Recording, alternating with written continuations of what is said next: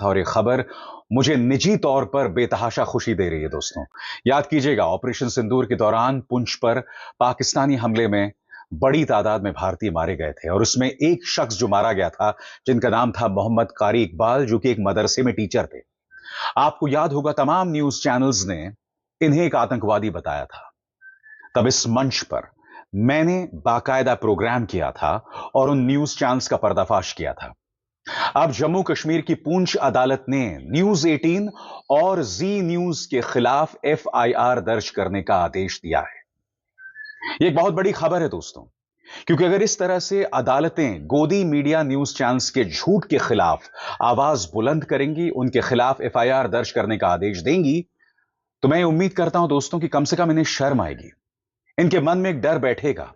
क्योंकि हकीकत यह है दोस्तों कि इन गोदी मीडिया के न्यूज चैनल्स ने अपने ही देश के नागरिकों के खिलाफ जंग छिड़ दी है, जो कि मोहम्मद कारी इकबाल के मामले में हुआ।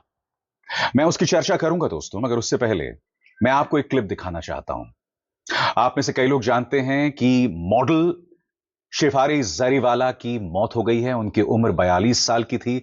हार्ट अटैक से उनकी मौत हो गई है और गोदी मीडिया ने एक बार फिर प्रमाणित कर दिया है कि वो नए स्तरों को पार कर सकती है। जी हां, घटिया पत्रकारिता की तमाम हदों को पार कर रही है। और आप देखेंगे किस तरह से पारस नाराज हो गए। क्यों?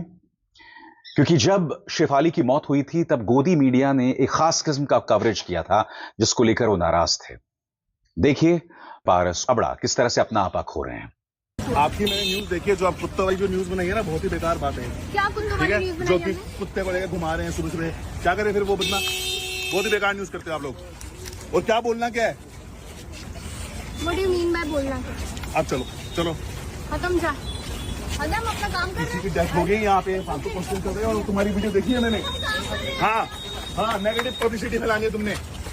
और पारस इसलिए आपक हो रहे हैं क्योंकि ये न्यूज चैनल ये खबर चला रहा था कि शेफाली की मौत हो गई और पराग जो है वो कुत्ते को घुमाने निकल गया। शब्दावली, जिस शब्दावली का इस्तेमाल किया गया, मानो पराग इस पूरे मामले का खलनायक है। हम इसकी चर्चा करेंगे दोस्तों, क्योंकि हमारे सामने मिसाल है सुशांत सिंह राजपूत की मौत का मामला, हमारे सामने सोनम रघुवंशी वाला मामला है। इन तमाम मामलों में इस मीडिया ने शर्मिंदगी की तमाम हदों को पार किया था। मगर उससे पहले मैं आपके सामने जम्मू कश्मीर के पुंछ अदालत का यह ऐतिहासिक फैसला पेश करना चाहता हूं। उन्होंने न्यूज 18 और जी न्यूज के खिलाफ एफआईआर दर्ज करने का आदेश दिया है।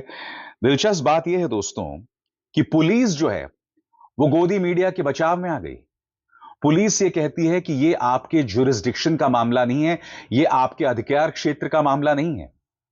कोर्ट ने इसका पलटवार किया और क्या कहा ये मैं आपको बताऊंगा, मगर सबसे पहले मैं आपको बतलाना चाहता हूं दोस्तों कि अदालत ने कहा क्या।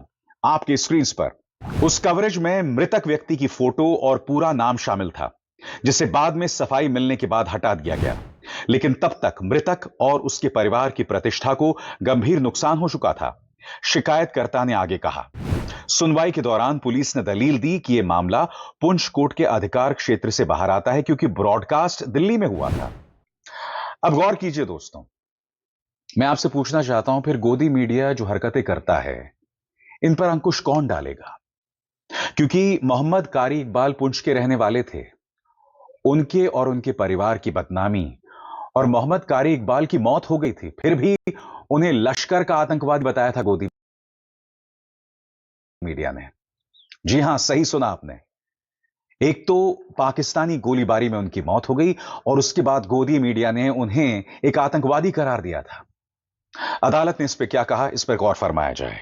कोर्ट ने इस आपत्ति को खारिज कर दिया और कहा कि भारतीय नागरिक सुरक्षा संहिता बीएनएसएस की धारा 199 के तहत अगर किसी कार्रवाई जैसे कि मानहानि का असर किसी दूसरी जगह पड़ता है, तो उस दूसरी जगह पर भी केस दर्ज किया जा सकता है।